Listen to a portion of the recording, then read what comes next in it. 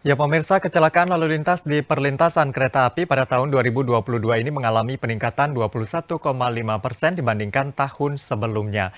Dan salah satu faktornya adalah masih banyaknya perlintasan kereta api yang tidak dijaga. Lalu bagaimana kemudian kita mengurai permasalahan ini dan mencari solusi agar angka ini tidak terus bertambah di tahun-tahun berikutnya. Mengingat kalau kita lihat ke belakang ini trennya mengalami peningkatan. Itulah yang akan kami bahas untuk Anda dalam Dialog Titik Tengah sesaat lagi.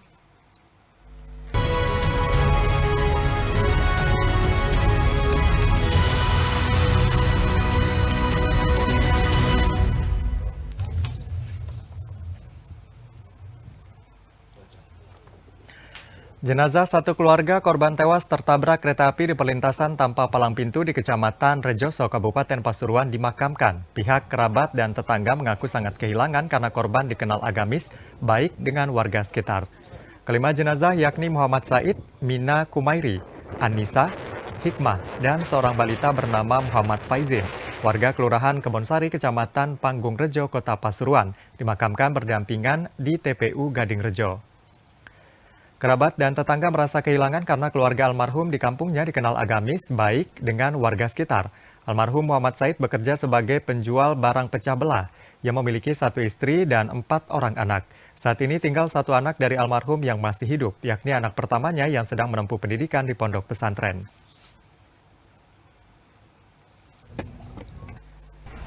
Sebelumnya, pada Sabtu malam 31 Desember 2022, keluarga Muhammad Said tertabrak kereta api di perlintasan tanpa palang pintu di Desa Rejosolor, Kecamatan Rejoso, Kabupaten Pasuruan. Saat itu keluarga ini mengendarai sepeda motor hendak menuju rumah saudaranya yang berada di Desa Rejosolor. Diduga kecelakaan tersebut terjadi karena sang ayah yang saat kejadian menyetir motor tidak mengetahui jika ada kereta api dari arah barat yang sedang melintas, sehingga kecelakaan tidak dapat dihindari.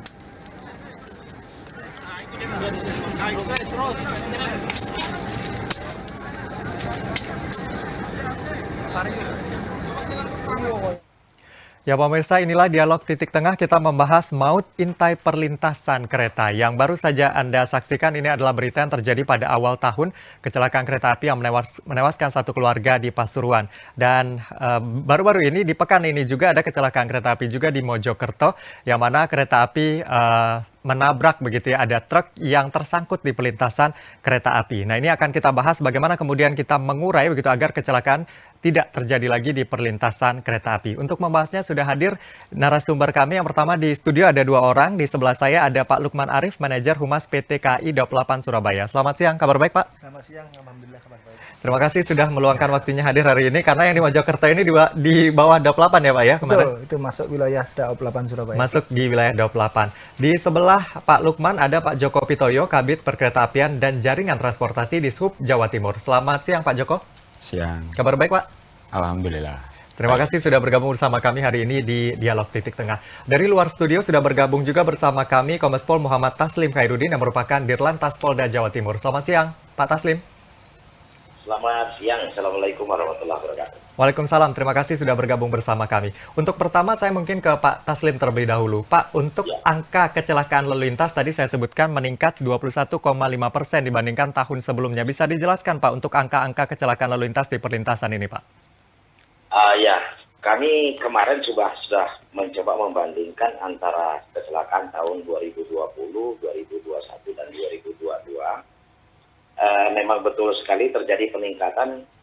Kalau persisnya peningkatan kecelakaan kereta api itu dari tahun 2020 menjadi ke 2021 itu dari 120 ke 144 atau naik 24 kejadian atau 20,0%. Kemudian kalau kita bandingkan 2021 ke 2022 dari 144 ke 175 ada kenaikan 31 kejadian atau 21,5%. Jadi tadi yang disebutkan adalah kejadian perbandingan antara tahun 2021 ke 2022. Pak, bisakah di tahun Ya, lanjutkan Pak. Di tahun 2022 yang korban meninggal dunia itu berdasarkan data kita ada 225 luka berat, meninggal dunia, luka berat dan luka ringan. Tetapi yang meninggal dunia di tahun 2022 itu hanya 105 saja. Sisanya adalah luka berat dan luka ringan. Oke, bisakah kita petakan untuk data terakhir mungkin Pak di 2022, apakah ini memang karena kelalaian pengendara atau juga pengaruh perlintasan tanpa palang pintu ini yang membuat ini semakin meningkat, Pak? Pada prinsipnya saya harus mengatakan memulainya dari terkait dengan human error atau perilaku manusia. Ya. Nah, kalau kita bicara perilaku manusia, ya semua ada di dalamnya. Ya, perilaku pengemudi, perilaku penjaga palang, perilaku kita juga aparatur ini. Aparatur yang bertanggung jawab, misalnya PT KAI, kemudian teman-teman dari pemerintah daerah, baik kabupaten, provinsi, maupun dari Kementerian Perhubungan dan Kementerian PUPR yang lalai dalam menyiapkan sarana prasarana untuk mengamankan supaya tidak terjadi kecelakaan. Ya, kalau kita bicara lalai, saya ingin mengatakan dimulai dari kelalaian itu semua. Kemudian kalau saya mulai dari kasus yang terjadi, misalnya 3 hari sebelum kecelakaan itu di Ngawi terjadi kecelakaan di 3 orang meninggal dunia.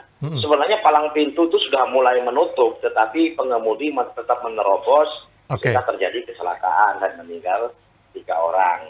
Yang tadi baru diberitakan itu tanpa palang, 5 orang meninggal dunia. Saya tidak bermaksud membuka aib, tetapi itu sepeda motor untuk mengangkut 5 orang, 2 orang suami istri dengan 3 anaknya. Jadi memang ada bentuk kelalaian di situ. Jadi kalau kita melihat angka ini bisa banyak interpretasi, bisa banyak hal yang harus diselesaikan begitu ya Pak ya. Dan tentunya salah satunya harus dilengkapi adalah bagaimana kemudian fasilitas di perlintasan itu bisa tercukupi. Dan itu nanti akan kita bahas, kita akan tanyakan juga nanti ke Dishub berapa sebenarnya yang tidak dijaga yang ada di wilayah Jawa Timur ini. Nanti kita akan bahas usai jeda, tetap bersama kami di Dialog Titik Tengah.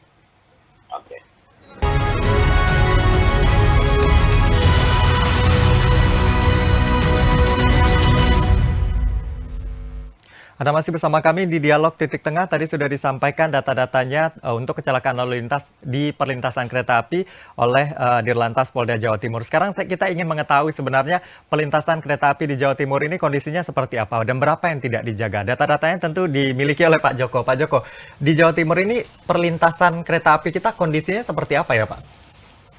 Jadi gini, hasil koordinasi kami dengan Balai Teknik Perkeretaapian, ya, jadi instansi vertikal yang ada di Surabaya, PTP kelas 1 Surabaya, itu perlintasan kereta di Jawa Timur itu 1.290. Dibagi menjadi 2, menjadi 1.140 perlintasan sebidang, 150 perlintasan tidak sebidang, artinya 150 ini sudah ada 36 flyover sama 114 underpass. Nah, dari perlintasan sebidang 1.140 ini 949 terdaftar. Jadi terdaftar, jadi ada penamaan namanya JPL. JPL 6 sampai JPL 100-an ini. Nah, dari yang terdaftar ini memang ada beberapa yang dijaga dan ada yang tidak dijaga. Yang 280 itu dijaga, artinya dijaga oleh PT KAI itu yang ada di jalan nasional, jalan provinsi. 72 itu dijaga Pemda. Itu di Pemda itu rata-rata ya Pemprov, pemerintah daerah provinsi sama pemerintah kabupaten yang paling banyak ini. Kita yang paling banyak itu yang menjaga kabupaten kota itu di Bojonegoro. Di Bojonegoro. Yang itu dijaga ini otomatis dia punya palang pintu ya Pak? Ada ini juga, dari 949 itu 280 dijaga PT KAI, 72 dijaga Pemda itu sudah ada palang pintu, sudah ada ini. 127 itu yang dijaga relawan. Nah, kita 470 tidak dijaga. Nah, ini masih angka yang cukup banyak tentunya 400 ini. Cukup besar, 40-70 tidak dijaga. Oke. Tidak dijaga berarti tidak ada palang pintunya juga? Tidak ada palang pintunya tentunya. Sebenarnya tanggung jawab siapa ini Pak untuk menyediakan palang pintu di sana? Kalau masalah tanggung jawab, saya tidak bisa menjawab. Ini dulu, yang kita mengacu ke PM94. Ini kita hanya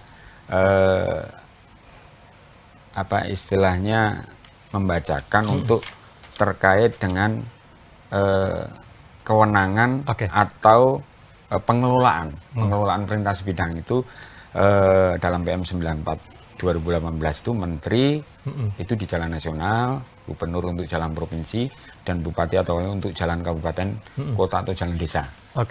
Nah, untuk yang di jalan provinsi ada 19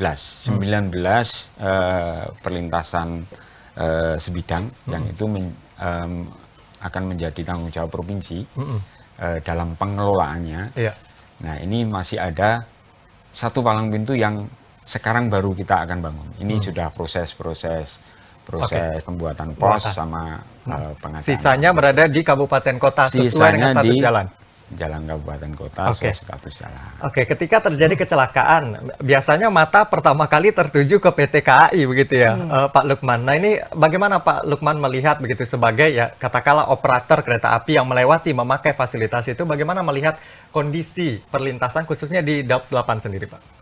Ya, pertama kami prihatin ya, prihatin dengan masih tingginya kecelakaan lalu lintas di perlintasan sebidang. Tentu saja hal itu merupakan sebuah hal yang harus kita perbaiki ke depan supaya nggak ada lagi gitu ya.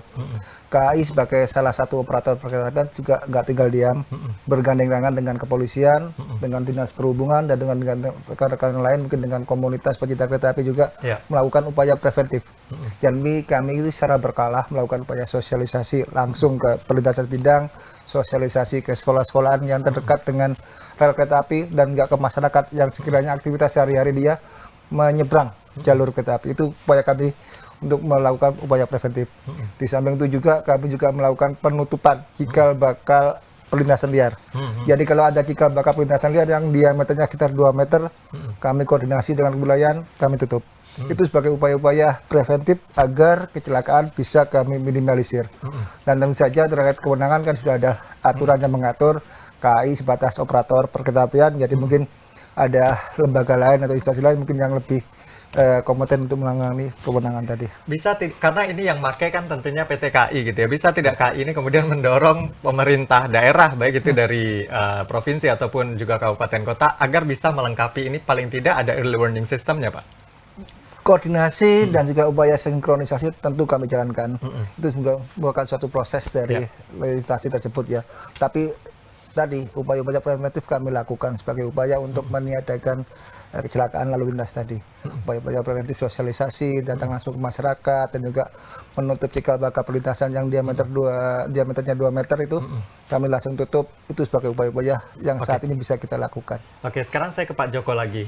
Spesifik Ibu Gubernur Khofifah mengatakan kecelakaan ini salah satunya disebabkan oleh minimnya early warning system seperti sirine, palang atau rambu. Palang pintu tadi sudah dijelaskan begitu ya, masih ada sekitar 400-an. Kalau untuk katakanlah instrumen lain seperti sirine atau rambu sendiri seperti apa sebenarnya Pak Joko di Jawa Timur ini? Di Jawa Timur terutama yang paling banyak di jalan kabupaten kota, kita kembali dulu ke peralatan keselamatan perkeretaapian di perlintasan sebidang. Itu di PM94 dijelaskan peralatannya itu terdiri dari salah satunya portal, itu bagian portal itu bisa palang pintu kan, portal, isyarat lampu, bisa isyarat ini, rambu sebenarnya kalau di jalan kabupaten kota yang di Jawa Timur sudah rata-rata rambu banyak sudah terpasang, rambu stop, rambu tengok kiri kanan, itu rata-rata sudah terpasang. Nah, kalau kita mau ke normatif ke PM94 ini kan palang pintu ada penjaganya, dilengkapi dengan early warning, dilengkapi dengan lampu isyarat, dilengkapi dengan VMS. Nah, itu normatif. Nah, yang menjadi action plan Pemprov Jawa Timur tentunya Yang pertama, tentu Ibu Gubernur sudah menyurati ke Bupati Wali Kota di Jawa Timur. Ini sudah ada, suratnya juga sudah ada. Oke. Itu yang pertama, kalau memang untuk peningkatan peralatan keselamatan untuk palang pintu, dia harus mengajukan untuk rekomendasi bahwa itu bisa pasang palang pintu. Bisa dipasang palang pintu. Tentunya ini berkaitan juga dengan pendanaan. Bagian ini bisa mendorong, kita akan bahas nanti Pak. Kita akan jeda terlebih dahulu. Kita akan lanjutkan usai jeda. Tetaplah bersama kami di Dialog Titik Tengah.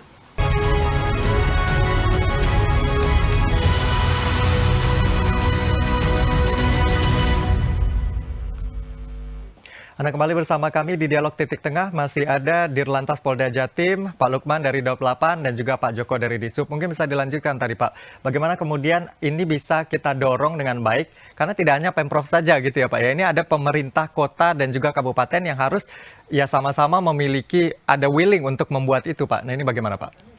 Yang pertama, Pemprov tahun ini untuk satu perlintasan sembilan di Jalan Provinsi kita pengadaan tahun ini. Anggarannya berapa Pak untuk perlintasan ini? Untuk perlintasan tergantung jalannya. Tergantung jalannya. Kalau dia jalan 4 meter sampai 5 meter itu bisa perlintasan itu hanya 200. 200 juta. Pos jaga kira-kira 150. Jadi 350 untuk satu paket pos perlintasan yang 4 sampai 5. Nah, nanti kalau yang 7 sampai 9 lain lagi, beda lagi lah. Di jalan kabupaten itu rata-rata segitu. Lebar jalan yang ada di perlintasan bidang itu 4 sampai 5. Dan itu bisa ditingkatkan menjadi 7.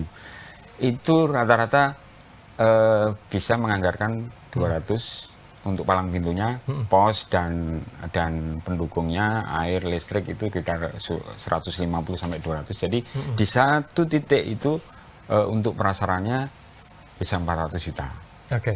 Ini kan kalau kita lihat gitu ya, dari Bu Gubernur juga 19 perlintasan dari Pemprov. Yang masalahnya kan di kabupaten kota ini kan jumlahnya juga cukup banyak. Bagaimana bisa mendorong agar ini bisa juga seiring berjalan Pak? Kemarin ada mekanisme yang bisa dilakukan itu karena ini kewenangan atau pengelolaan di kabupaten kota, di jalan kabupaten kota, sedang itu bisa mengajukan anggaran. Mekanisme yang paling memenuhi itu adalah bantuan keuangan khusus kalau provinsi. Tapi kalau dia bisa minta ke pusat namanya mungkin dana alokasi khusus. Nah, ini yang kita tekankan. Ini kita sudah ke kabupaten kota, bahwa ini kan action plan-nya Pemprov Jawa Timur. Salah satunya kalau mekanismenya bantuan keuangan khusus ke Pemprov akan kita bantu untuk kalau kita karena dinas teknis akan kita bantu untuk telaan teknisnya, telaan stafnya pasti kita ini. Tentunya kalau sudah ada komitmen bersama, tentu ini bisa dijalankan dengan baik begitu ya Pak ya? Bisa, ini sudah kita mulai dengan Kabupaten Nganjuk. Besok itu kita ketemuan dengan Kabupaten Nganjuk, membahas terkait action plan yang sudah kita. Dan ini cikal bakalnya juga kemarin Pak Kapolda ya, Pak Taslim masih bergabung ya Pak ya? Masih. Ini kan Pak Kapolda kemarin yang menginisiasi untuk kemudian menangani permasalahan ini, berawal dari kasus yang terjadi pada 31 Desember itu. Nah ini perhatian khusus juga dari Polda. Bagaimana teman-teman di kepolisian, khususnya di Polres Jajaran, agar juga ikut serta di sana terkait dengan perilaku berkendara masyarakat, khususnya saat melewati perlintasan, Pak Taslim? Jadi yang pertama kita sudah membuat surat arahan kepada jajaran untuk para Kapolres secara proaktif begitu ya, berkoordinasi dengan Pemda. Kemudian yang kedua, saya ingin sampaikan bahwa di kesempatan yang baik ini, atas inisiasi kita itu kemarin kebetulan disambut positif oleh Ibu Gubernur. Kemarin sudah dilaksanakan rapat koordinasi di provinsi. Nah, yang agak khawatir kita dengan pernyataan Pak Bupati Jember waktu itu, jangan sampai kegiatan rapat-rapat seperti itu dilaksanakan rapat lalu hilang begitu saja tanpa ada tindak lanjut.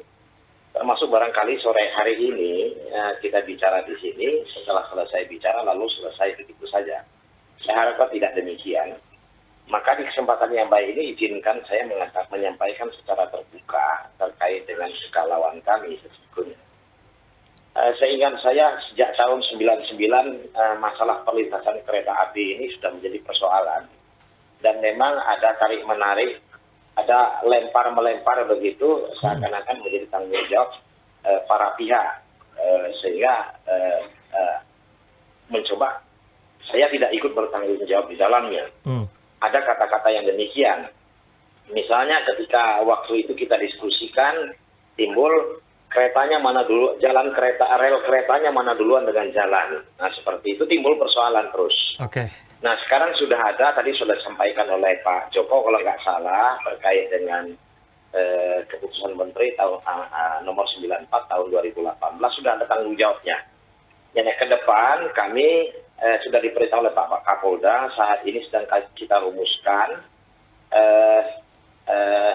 MOU dan PKS antara Pemda dengan PT KAI. Nanti saya tambahkan juga dengan teman-teman dari PT Jasara Harja. Kebetulan kemarin saya di Jakarta, saya bertemu dengan teman-teman PT Jasara Harja, dan PT Jasara Harja juga menyatakan bersedia untuk ikut serta di dalamnya. Kami berharap meskipun lambat, tetapi mimpi itu ada, daripada sama sekali kita tidak berbuat, akhirnya mimpi itu tidak ada. Kalau di data kami, tadi agak berbeda dengan datanya Pak Joko, data kami itu lintasan semuanya itu 1081, kemudian yang belum berpalang itu kan 754. Tadi datanya Pak Joko lebih banyak itu, berarti data saya sempurnakan. Nah harapan kami setiap tahun itu memang ada dianggarkan, katakan demikian, 45 setiap kabupaten. Nah mungkin PT Jasa Marga bisa 1. Nah ini kan akan ke depan, semakin ke depan akan mendekati kesempurnaan. Jadi dibutuhkan komitmen bersama ya Pak Taslim ya? Betul, komitmen itu ada. Selain memang komitmen itu ada, ya memang ada iker, ada keinginan, betul, bukan hanya sekedar di bahasa lisan saja. Baik. Pak Taslim, sekarang saya ke KAI, Pak Lukman. Pak Lukman, ini kan tentunya kalau ada sesuatu di pelintasan kereta, tentu akan mengganggu juga bagi operasional kereta api. Nah ini bagaimana dengan apa yang sudah disampaikan oleh Pak Taslim dan bagaimana koordinasi yang dilakukan selama ini? Mudah-mudahan ya, jadi makasih Pak Taslim, Pak Joko mungkin atas informasi yang disampaikan tadi. Mudah-mudahan ini semua roadmap jalan menuju ke zero accident di pelintasan bidang ya. Mudah-mudahan itu bisa terrealisasi. Jadi ketika terjadi kecelakaan di pelintasan bidang, dengan segala hormat dan maaf, yang menjadi korban juga KAI. Di samping korban jiwa akibat kecelakaan tersebut ya. Sarana kami rusak, operasional kereta api terganggu, perjalanan KA menjadi terlambat, ratusan penumpang di dalamnya juga telat sampai dengan tujuan, dan juga kemungkinan anjlok juga ada. Kemarin juga ada di Lamongan kereta api anjlok gara-gara tertabrak di pelintasan bidang. Jadi ini mudah-mudahan itu sebuah angin yang bagus bagi kami ke depan gitu. Terakhir singkat saja Pak Joko, targetnya berapa lama ini Pak agar ini perlintasan bisa berkurang signifikan jumlahnya yang tanpa dijaga ini? Sedikit saja Pak, singkat. Tahun ini untuk pembangunan perlintasan sebidang, pembangunan palang pintu, itu di tahun 2022 itu untuk Pemda itu kurang lebih 9. Nah, tahun ini harapan kita mungkin harus lebih banyak lagi dengan kita langsung ke sosialisasi ke teman-teman di daerah. Kita harapkan seperti kita itu ya. Lebih banyak lagi. Lebih banyak dan ini bisa kita provinsi juga segera menyelesaikan itu. Akan kita pasang untuk perlintasan palang pintu beserta penjaganya. Tentu kita harapkan ini bisa secepat mungkin seperti yang disampaikan Pak Taslim tadi, jangan hanya soal pembicaraan saja tapi harus ada realisasinya begitu ya, agar masyarakat juga tidak dirugikan dan tentu PT KAI yang menggunakan fasilitas itu juga tidak dirugikan. Terima kasih sudah bergabung sama kami. Terima kasih Pak Taslim, terima kasih Pak Lukman dan juga Pak Joko. Saya Anwar Fadi pamit. Terima kasih, sampai jumpa.